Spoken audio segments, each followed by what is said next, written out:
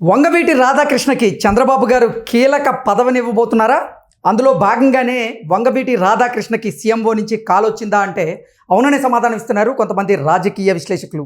ఈ నేపథ్యంలోనే ఇదే అంశం మీద మనం పూర్తి స్థాయిలో విశ్లేషణ చేసుకుందాం. ప్రస్తుతం మనతో పాటు ఉన్నారు ప్రముఖ రాజకీయ విశ్లేషకులు, ప్రముఖ సీనియర్ జర్నలిస్ట్ దుర్గాకుమార్ గారు. వారితో మాట్లాడదు. సార్ నమస్తే. సార్ నమస్కారం కృష్ణ గారు, మన వీక్షకులు కూడా నమస్కారం. సార్, వంగవీటి రాధాకృష్ణ గారికి ఇప్పుడు చంద్రబాబు గారు కీలక పదవిని అప్పచెప్పబోతున్నారని, అందులో భాగంగానే సీఎంఓ నుంచి వంగవీటి రాధా గారికి కాల్ వచ్చిందని, ఆ కాల్ తర్వాత వంగవీటి రాధా గారు చంద్రబాబు గారితో భేటీ అయ్యారని రకరకాల వార్తలు వస్తూ ఉన్నాయి. నిన్న భేటీ అయింది కూడా నిజమే. ఏంటి నిజంగా చంద్రబాబు గారు వంగవీటి రాధాకి కీలక పదవిని ఇవ్వబోతున్నారంటే ఏం చెప్తారు? ఒకటి కృష్ణ గారు, నాకున్న అనుభవాన్ని బట్టి నేను ఒక విషయం అయితే చెప్పగలను.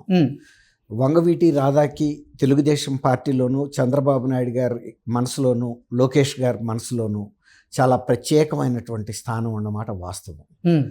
ఆయన్ని ఎన్నికల్లో మొన్న అకామిడేట్ చేయలేకపోవచ్చు విజయవాడ ఈస్ట్ నుంచి, అక్కడ ఉండేటువంటి లోకల్ పరిస్థితులు, అనేక కారణాల దృష్ట్యా. కానీ ఆయనకి ఏ పదవి ఇచ్చినా, సీట్ ఇచ్చినా ఇవ్వకపోయినా ఆయన చాలా స్థితప్రజ్ఞుడిగా వ్యవహరించాడు. ఆయన ప్రజారాజ్యం పార్టీలోనూ అంతకుముందు జనసేనలో కూడా చేరినట్టుంది, కానీ బట్ ఆయన పెద్ద యాక్టివ్గా లేడు. 2 సార్లు కూడా ఆయన పోటీ చేసి ఓడిపోయాడు. ఆ తర్వాత మాత్రం ఆయన తెలుగుదేశంలో చేరిన తర్వాత ఇంకా మరొక పార్టీ వైపు చూడాలన్న ఉద్దేశం ఆయనకి లేదు. ఒక రకంగా చెప్పాలంటే వైఎస్ఆర్సీపీలో ఉన్న కొడాలి నాని కానీ, వల్లభనేని వంశీ కానీ ఆయనకి బాగా ప్రాణ స్నేహితులు. అయినా సరే గాక ఆయన మాత్రం ఇక తెలుగుదేశంలో చేరిన తర్వాత మాత్రం ఎటువంటి ప్రలోభాలకి, ఎటువంటి ఆహ్వానాలకి మాత్రం ఆయన లొంగలేదు. తను తెలుగుదేశంతోనే ప్రయాణిస్తాను, అది నాకు పదవి వచ్చినా రాకపోయినా, ప్రాధాన్యత ఇచ్చినా ఇవ్వకపోయినా అనే ఒక స్థిర నిర్ణయంతో ఉండటం మాత్రం ఈ కాలపు రాజకీయ నాయకులకి భిన్నమైన ధోరణిలో రాధా వ్యవహరించాడని మాత్రం నేను చెప్పగలను. అలాగే వాళ్ళ తల్లిగారు రత్నకుమార్ గారు కూడా, అంటే రత్నకుమార్ గారి గురించి ప్రపంచానికి తెలిసింది అంటే కొంత నియోజకవర్గంలో తెలిసింది కొంతే, కానీ ఆమె చాలా మంచి వ్యక్తి, ఒక రాజకీయ నాయకురాలు కూడా. ఆమె అసెంబ్లీలో మాట్లాడిన అనేక సందర్భాల్లో నేను యాజ్ ఏ రిపోర్టర్గా కూడా విన్నాను. ఎంత అద్భుతంగా మాట్లాడతారంటే ఆమె చాలా సమన్వయంతో మాట్లాడతారు, ఆవేశాలకు లోను కాకుండా ఏ ఇష్యూ గురించి అయినా. అలాగే నేను 1990లో ఆమె పంజాగుట్ట ఎమ్మెల్యే క్వార్టర్స్ అంటే మల్టీ స్టోరీడ్ బిల్డింగ్లో ఆమె ఉన్నప్పుడు కూడా నేను అప్పుడు ఉదయం విలేకరుగా ఆమెని విజయవాడ మున్సిపల్ ఎలక్షన్ గురించి మాట్లాడటం కోసం ఒక రాత్రిపూట 8:30, 9 ఆ టైంలో కూడా నేను ఆమెను కలిసినప్పుడు ఆమె అనేక విషయాలు అంటే ఇప్పుడు విజయవాడ పాలిటిక్స్ గురించే కాకుండా తను స్వయంగా తన రాజకీయ అనుభవాల గురించి కానీ, తన వ్యక్తిగతమైన అభిప్రాయాల గురించి కూడా ఆ ఇంటర్వ్యూ అయిన తర్వాత నాతో పంచుకున్న తీరు నేను చాలా ఆశ్చర్యపోయాను. అంటే ఆమె బహుశా నా వయసే ఉంటుంది, లేకపోతే 1-2 years పెద్దది ఉండొచ్చు, ఉండకపోవచ్చు కూడా. నా వయసు అయితే ఖచ్చితంగా ఉంటుందని నేను చెప్పగలను. కానీ ఆమెకు అనుభవం మాత్రం, జీవిత అనుభవం, చాలా గొప్ప అనుభవం ఉంది. ఆమె నిన్న రాధా గారితో పాటు చంద్రబాబు నాయుడు గారిని కలవటం అంటే ఒక మర్యాదపూర్వకమైన కలయికే కాదు, అది చాలా ప్రాధాన్యత కలిగిన కలయికగా నేను భావిస్తున్నా. ఎందుకంటే రత్నకుమార్ గారు సామాన్యంగా ఈ మధ్య కాలంలో బయటికి రావట్లేదు.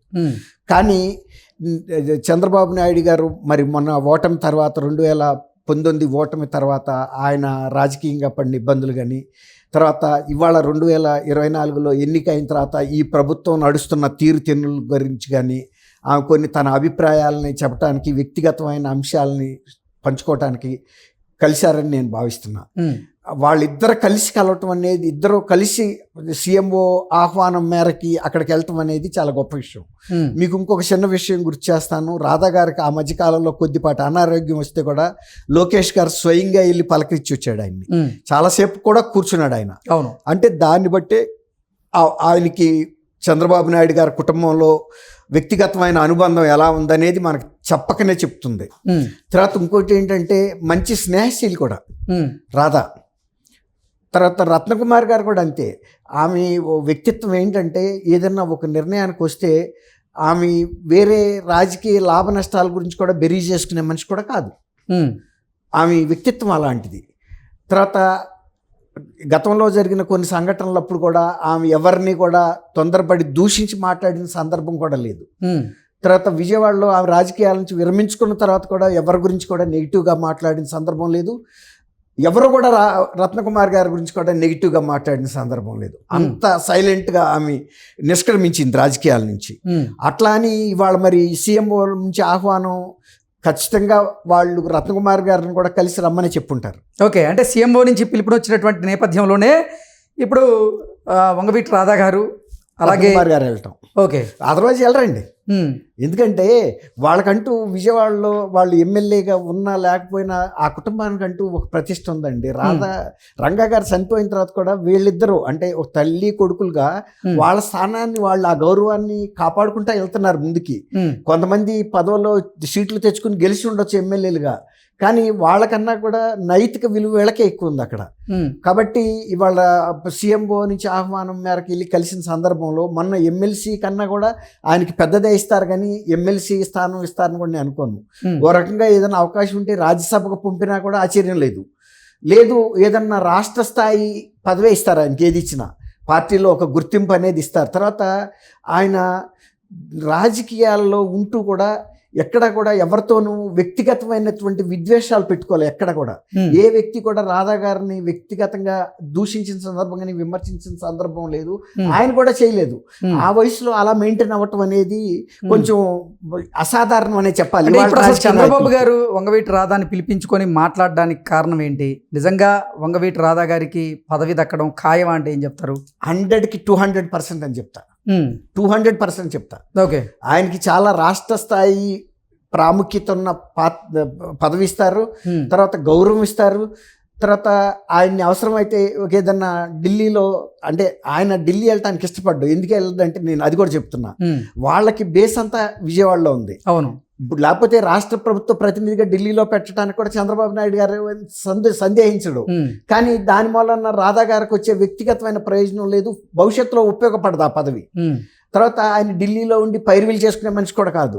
ఆయన ఎంతసేపు కోస్తా ప్రాంతంలో, ఆయన ఒక్క విజయవాడ ఈస్ట్ నియోజకవర్గానికో విజయవాడ పట్టణానికో పరిమితమైన నాయకుడు కూడా కాదు. ఆయన followers Krishna, Guntur, east west Godavari జిల్లాలో, నార్త్ కోస్టల్ డిస్ట్రిక్ట్స్లోనూ కూడా ఉన్నారు. అట్లా కొన్ని జిల్లాలనే ప్రభావితం చేయగలిగినటువంటి వ్యక్తి, కొన్ని పార్లమెంటరీ నియోజకవర్గాలని ప్రభావితం చేయగలిగిన వ్యక్తి రాధా గారు ఎప్పుడు పబ్లిక్లోకి వెళ్ళినా ఆ ఇమేజ్ ఆయన కాపాడుకుంటున్నాడు. ఆయన ఫాలోయర్స్ కూడా అట్టాగా వస్తారు, ఆయన మాట కూడా వింటారు.